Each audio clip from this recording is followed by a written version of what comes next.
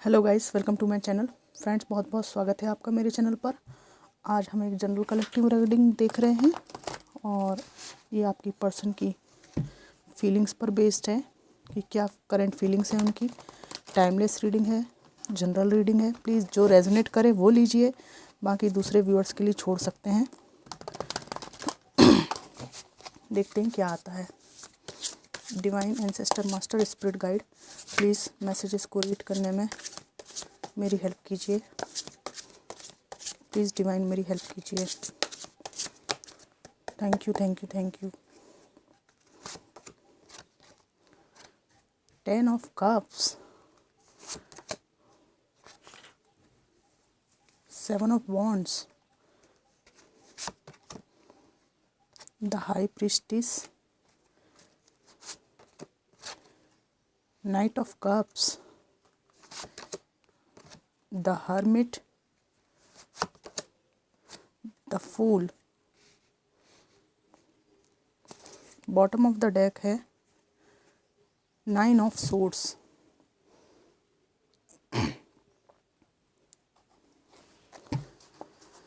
तो क्या है उनकी करंट फीलिंग्स, यहाँ पर हम इस बात को देख रहे हैं। यहाँ पर मुझे इनके जीवन में ये बॉटम ऑफ द डेक का कार्ड जो है बहुत उदासी दिखाई दे रही है। इस व्यक्ति के अंदर और बाहर दो अलग अलग स्थिति है। बाहर ये एक विपरीत चेहरा दिखाते हैं, अंदर कुछ दबा हुआ है। ये अंदर से परेशान और बाहर से एक एम्परर की एनर्जी में है। अंदर तो बहुत उदासी है इनके। ये बाहर से किसी को ये नहीं बताते कि मैं शर्मिंदा हूँ, झुकते नहीं, किसी को महसूस नहीं होने देते कि इनसे कुछ गलती हुई है। लेकिन अंदर से इस व्यक्ति के जीवन में कुछ खो देने का पछतावा है, डेफिनेटली है, रिग्रेट है। यहाँ पर इनके मन में एक बोझ है कि इन्होंने आपको मिसजज किया और बहुत जल्दी जल्दी में कुछ ऐसे निर्णय ले लिए जो लॉन्ग टर्म में इनके लिए अच्छे साबित नहीं हुए और इन्होंने अपने पैरों पे कुल्हाड़ी मार ली और आज इनकी नींदें उड़ी हुई हैं। घायल है ये बहुत। यहाँ पर 10 ऑफ कप्स है कि इनको ऐसा लगता है कि जब तक आप अपने जीवन में थे इनके साथ, तब तक इनके जीवन में सब कुछ था। आप जैसे ही पीठ फेर के गए तो इन्होंने सब कुछ अच्छी चीज़ें जो इनके जीवन में क्रिएट हो सकती थी वो सब खो दी। इनके मन में आपके लिए इस तरह की फीलिंग्स हैं कि आपने अपना जो जीवन है आप परिपूर्ण कर लिया है, ठीक है। और इन्हें ऐसा लगता था कि आपका जो परिपूर्णता है वो इनके साथ है, पर ये जो है 10 ऑफ कप्स जो है आपके साथ ना बन सके, परंतु आपने अपनी लाइफ में ग्रो किया है। और यहाँ पर कई लोगों ने आपको पीछे धकेलने की, आपकी जो स्थिति है, कॉन्फिडेंस है, उसको गिराने की कोशिश की, ठीक है। इनके फैमिली के परिवार के लोग हो सकते हैं, पर फिर भी आप जूझते रहे और अपने जो अपना स्थिति है, अपना जो क्राउन है, उस पर आप पहुँचे हैं बहुत संघर्ष करके। और सबको आपने जवाब दिया है कि नहीं, मैं सही था, मैं सही थी और मैं अपनी लाइफ में, तुम कितना भी मेरे साथ गलत करो, मेरे अपनी लाइफ में जो डिज़र्व करता हूँ या करती हूँ वो मुझे मिल के रहेगा। यहाँ पर ऐसा लगता है कि ये व्यक्ति आपको हाई प्रीस्टिस समझते हैं कि आप इनको कुछ भी नहीं बता रहे हैं, ठीक है, कि आपके जीवन में क्या चल रहा है। तो एक बहुत मिस्टीरियस वाइब्स इस व्यक्ति को आने लगी है। पहले आप इनके सामने एक खुली किताब हो सकते हैं, इनको एक एक चीज़ बताते हो आप, ठीक है। नाइट ऑफ कप्स का कार्ड है। आपकी तरफ मूव करने का विचार करते हैं और ऐसा लगता है, हर्मिट का कार्ड है कि किसी आशा की किरण की तलाश में ये व्यक्ति अकेले ही अकेले घुट रहा है, ठीक है। इनको आशा की किरण नहीं दिख रही है और यहाँ पर अपने आप को बहुत योग्य और होनहार मानने के चक्कर में आज ये अकेलेपन को झेल रहे हैं। और इनको ये भी लगता है कि सेम अकेलापन आपके जीवन में भी था, परंतु आपने अपनी लाइफ में स्पिरिचुअल चीज़ों को फॉलो किया और इनको अच्छी तरह से पता है कि पहले से भी आप काफ़ी स्पिरिचुअल रहे हैं। आपके जो तौर तरीके हैं, क्षमा करना, ठीक है, भूल जाना गलतियों को, 100 दफ़ा मौके देना, ये सब आपका नेचर रहा है। पर अब आप सीक्रेटिव हो गए हैं, आपने नेचर में चेंज किया है। इनको लगता है कि आप इनके एक लॉयल पार्टनर थे। ये सच्चाई इनको अब समझ में आ रही है और इनको झटका भी लग रहा है अंदर ही अंदर कि इनसे बहुत बड़ी गलती हो गई है। एक कार्ड में क्लैरिफिकेशन के लिए निकालूंगी। 4 ऑफ पेंटिकल्स। कुछ लोगों के पर्सन पैसे के पीछे बहुत भागे हैं, ठीक है, बहुत पैसा इनको चाहिए था और पैसे का बहुत ज़्यादा डिमांड और एक अहंकार, ये 2 चीज़ें इनकी सबसे बड़ी गलती यहाँ पे दिख रही हैं और इनको लग रहा है कि अब समय बीत चुका है। बहुत ज़्यादा 5 ऑफ सोर्ड्स का कार्ड है, लड़ाई झगड़े, है ना, चिल्ला चोट, ये सब बहुत रहा है। 10 ऑफ वॉन्ड्स। यहाँ पर कई ऑप्शंस को अवेल करने की बात है और वो ऑप्शंस में इतने ये खो गए कि आपको कुछ समझना ही इन्होंने बंद कर दिया। पर इनको लग रहा है समय बीत चुका है, मुंह से गलत शब्द इनने निकाले हैं लड़ाई झगड़े के दौरान, ठीक है। ये 5 ऑफ सोर्ड्स है। जो कुछ एक्शंस इन्होंने लिए, जो कुछ कहा, ठीक है, आज उसके परिणाम इनको भोगने पड़ रहे हैं कि बस जिम्मेदारी निभाते हैं। इमोशंस इनके जीवन में कम हो गए हैं। जिन भी लोगों के साथ ये रहते हैं उनसे ये इमोशनली कुछ भी नहीं मांग सकते और आपसे जो कुछ कह दिया उसके कारण आपके पास आ नहीं सकते। आने की इच्छा बहुत है नाइट ऑफ कप्स है यहाँ पे, पर जो कह दिया वो मुंह में वापस नहीं डाल सकते। जो मिसबिहेव किया है उसको अनकिया नहीं कर सकते। इसके अलावा यहाँ ऐसे भी चांसेस है कि पार्टनर ने रीमैरिज की है जहाँ ये फंस गए हैं और एक ऐसा चक्र भी उन्होंने खुद क्रिएट किया है जिससे निकलना संभव नहीं है, ठीक है।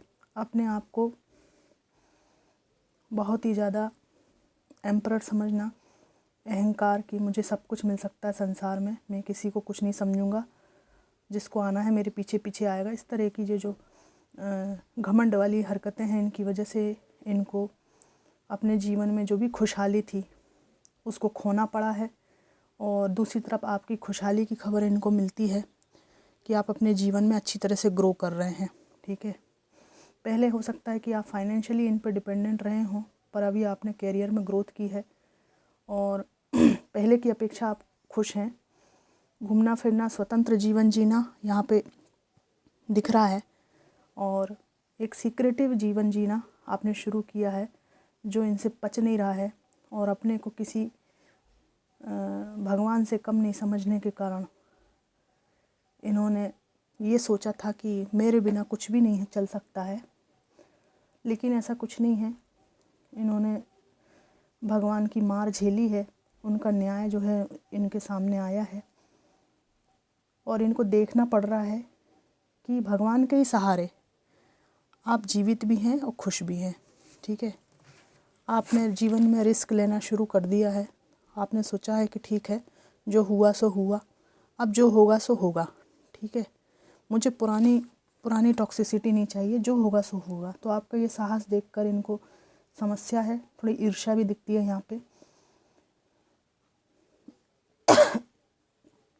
यहाँ पर हाथापाई, लड़ाई झगड़े, ये सब चीज़ें यहाँ पर है और यहाँ पर इवन मारपीट का भी है कि बहुत ज़्यादा टॉक्सिक।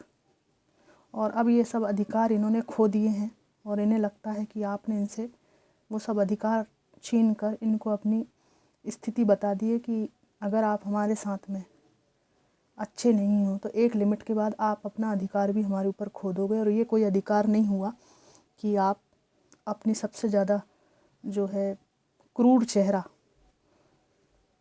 हमको दिखाएं, क्योंकि हम आपसे रिश्ते में हैं या इमोशनली आपके सामने झुकते हैं।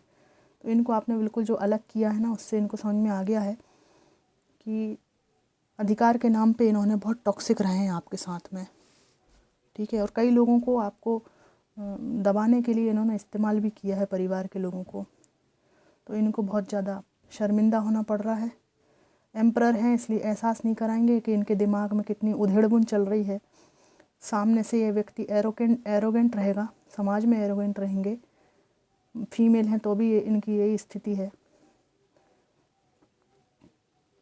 तो कोई इनको बेइज्जत ना कर दे, इनसे किनारा ना कर ले, इस बात का अंदाज़ा लगा कि ये टूट रहे हैं और इनके जो बनाए हुए इल्यूजन्स हैं वो भी इनके ध्वस्त हो चुके हैं। कि किसी भी व्यक्ति को कमज़ोर नहीं समझना चाहिए। एक दिन आता है कि सब अलग हो जाता है। और यहाँ पर एक मैली चादर अपने ऊपर, अपनी आत्मा पर ओढ़े एक इंसान है, ठीक है, जिसको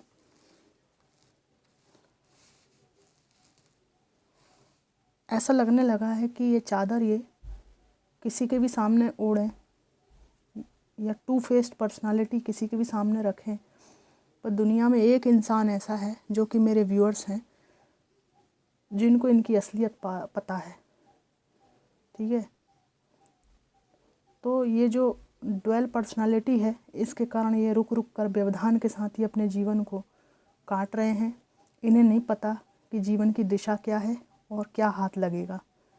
तो एक बहुत कॉम्प्लिकेटेड पर्सन, कंफ्यूज पर्सन, एक धोखे में जीने वाला, चीटिंग करने वाला व्यक्ति यहाँ पर है, जिनको अगर कोई मिल जाए ना तो उसे ये वैल्यू नहीं करेंगे। कोई निश्चित लक्ष्य नहीं है, बचकानी हरकतें हैं और हाथ से ज़िंदगी खुद ही फिसलाए दे रहे हैं ये। तो इस तरह की बात यहाँ पर है। तो ये थी इनकी भावनाएं कि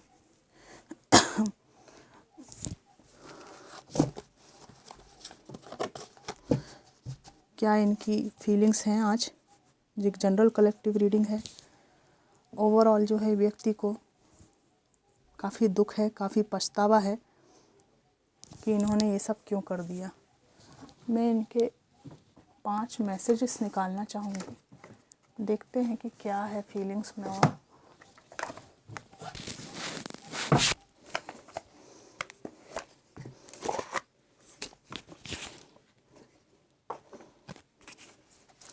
divine ancestor master please reading को ठीक ठीक पढ़ने में मेरी हेल्प कीजिए। Thank you, thank you, thank you. Will this pain ever stop? दर्द होता है इनको अंदर ही अंदर। Please do what is best for your heart. ये कह रहे हैं कि मैंने तुम्हारे दिल को बहुत ठेस पहुंचाई है, तुम्हारे दिल को भी सुकून मिलना ज़रूरी है। मैंने जो कुछ भी किया, लेकिन मैं अब ये दुआ करता हूँ या करती हूँ कि तुम्हारे दिल को जो अच्छा लगे वो तुम करो, जो सबसे बेहतर लगे, ठीक है। Why do I feel this way? मुझे इस तरह से महसूस क्यों होता है कि मैं कुछ गलत कर चुका हूँ। एक खोने की भावना है इनको, एहसास। Will this ever change? क्या ये कभी बदलेगा? ये जो माहौल है, परिस्थितियाँ हैं। Life without you is hopeless, dark and depressing, I miss your light. जीवन में इनके अंधकार हो गया है, ये कह रहे हैं, और आपका प्रकाश ये मिस करते हैं। You deserve better. ये कह रहे हैं कि मेरे जैसे इंसान को तुम डिज़र्व नहीं करते हो या नहीं करती हो। तो प्लीज़ तुम्हारे हार्ट को जो अच्छा लगे, दिल को जो अच्छा लगे वो तुम करो। तो मैं भी अपने व्यूअर्स से यही कहती हूँ कि आपके दिल को जो अच्छा लगे, सुकून मिले, वो करें, ठीक है। आपकी लाइफ जो है बहुत इम्पोर्टेंट है, बहुत बहुमूल्य है।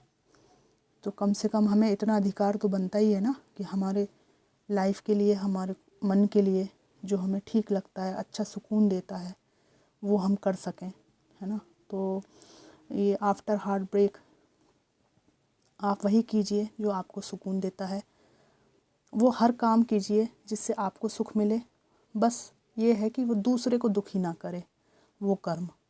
बाकी आप किसी चीज़ की बाउंड्री में मत रहिए, किसी मिथ्या भ्रम में मत रहिए कि लोग क्या कहेंगे, ऐसा क्यों वैसा क्यों, आपकी जो भी स्थिति हो, सिंगल हो मैरिड हो, जो भी स्थिति है, जो कुछ पास्ट में हुआ उसको भूल कर आपके मन को जो सुकून दे रहा है बचे हुए जीवन के लिए, आप सिर्फ वही कीजिए। और इसमें कोई भी शर्मिंदगी वाली बात नहीं है, कोई भी झुकने वाली बात नहीं है, ठीक है। हर व्यक्ति अपने जीवन का निर्माता है, किसी को उसको रोकने टोकने की कोई अधिकार नहीं है। रोकने टोकने का अधिकार तब बनता है जब हम किसी को हानि पहुंचा रहे हैं, हम अपने खुशी के लिए, अपने सुख के लिए कुछ कर रहे हैं, तो इसमें कोई संकोच वाली बात नहीं है। तो फ्रेंड्स, ये थी जनरल कलेक्टिव रीडिंग। आपको कितनी मैच करी ज़रूर बताइएगा। Thanks for watching.